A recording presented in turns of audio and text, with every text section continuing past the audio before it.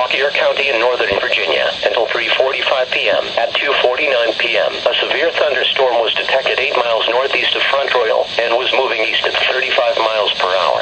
This storm is capable of producing damaging winds in excess of 60 miles per hour. Locations impacted include Lamont, Oatlands, Broadlands, Brambleton, Leesburg, Ashburn, Lansdowne, Countryside. This is a dangerous storm. If you are in its path, move indoors to a sturdy building and stay away from windows.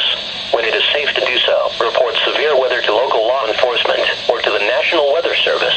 This storm has a history of producing widespread wind damage. Seek shelter inside a sturdy structure and stay away from windows.